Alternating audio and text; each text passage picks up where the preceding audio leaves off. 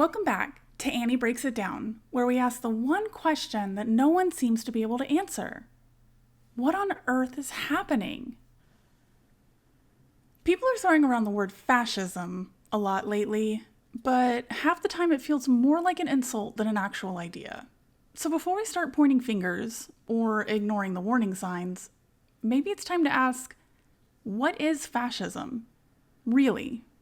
Not just the goose-stepping, flag-waving caricature from black and white documentaries, but the real thing, the ideology, the strategy, the playbook. Let's define the term before the internet does it for us. Fascism is a political ideology that peaked in the 1930s and 40s. Mussolini in Italy, Hitler in Germany, Franco in Spain. It combined extreme nationalism, authoritarian control, and a romanticized idea of returning to some kind of lost national greatness. It fell out of war after World War II, for obvious reasons. But the structures, the patterns, they're still floating around. And that brings us to the question at the heart of this video. What are the signs of fascism? One of the first signature components is authoritarian leadership. A strongman figure, often charismatic, who wields supreme power and presents himself as the only one capable of saving the country. Now let's talk about what that looks like in practice. In 2025, legislation was introduced that would make it illegal for judges to overturn Trump's proclamations. Not just politically inconvenient, literally illegal. Pause there for a second. In any functioning democracy, the judiciary exists to act as a check on the executive power. That's the whole point of separation of powers. But this kind of law flips that on its head. It doesn't just weaken checks and balances, it proposes eliminating them altogether.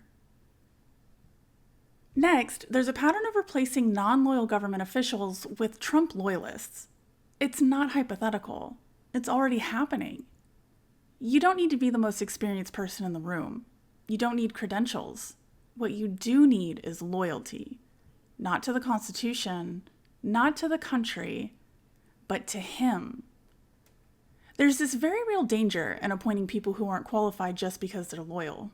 Take Pete Hegseth, for example, an outspoken Trump supporter who has reportedly struggled to keep sensitive military planning, sensitive. It's one thing to disagree on policy. It's another thing when your leadership choices jeopardize national security. Then there's RFK Jr., who has spread dangerous medical misinformation, including about vaccines, under Trump's political umbrella. These aren't fringe characters anymore. They're getting platforms, real ones. And again, none of this is about improving governance. It's about consolidating control. Now, to be fair, every president appoints people who share their values and policy goals. That's not unusual. It's how administrations function. There is a serious distinction between appointing qualified individuals who align with your vision and elevating people purely because they're loyal to you no matter what you do. One is about governing effectively. The other is about consolidating power. Now, here's a weird one. Trump took over the Lincoln Center. Yeah, the big, beautiful arts complex in DC where the political elites go to see opera, ballet, and high-end theater. He fired the director, and then he installed himself as the final decision-maker over everything the center presents. That means that Trump now controls what is shown on one of the most prestigious cultural stages in the Capitol. That might seem small, symbolic, but it's not. Authoritarian leaders love controlling the narrative. They understand that culture shapes identity. So the more power you have over what people see, hear, and celebrate, the more power you have over how they think. ICE is another tool, and not just for immigration enforcement. Under this administration, ICE has become a symbol of executive authority used selectively. The agency's reach is expanding, not just to chase undocumented immigrants, but to signal who belongs and who doesn't. And who gets to decide that? You guessed it, the strongman at the top. Now it's time to fess up. Trump is charismatic, whether you like it or not. Charisma isn't about likability to everyone. It's about magnetic influence to someone, and Trump's got that in spades, even if it leaves half the country scratching their heads and the other half wearing bedazzled Trump 47 hats. Let's take a look. He talks like a real person. Charisma isn't always polished. In fact, the rough edges often help. Trump uses simple, repetitive language that's easy to follow. He speaks emotionally, not analytically. And he breaks from political script. He rants, jokes, goes off topic, and improvises. To supporters, this isn't a lack of discipline. It's authenticity. They'll say, he talks like us.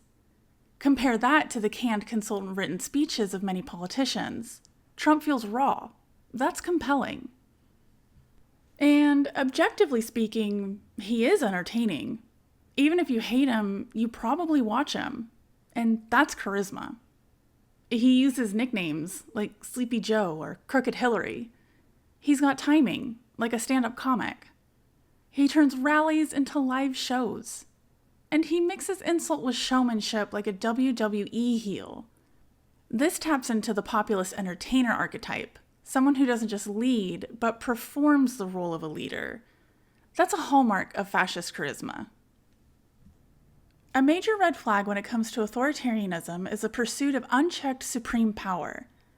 A leader who doesn't just run the system, but tries to override it entirely. Let's talk about how that looks in the real world. It's not just Trump's flurry of executive orders, although those alone show how he prefers to govern through top-down command rather than consensus. But it's deeper than that. We touched on earlier how in 2025 legislation was floated that would make it illegal for judges to overturn Trump's proclamations, an attempt to cripple the judicial branch entirely. He's not just challenging court rulings, he's attacking the very concept of checks and balances. And it doesn't stop with judges. He signed an executive order blocking certain law firms, presumably those who oppose him, from accessing government documents they might need to defend their clients.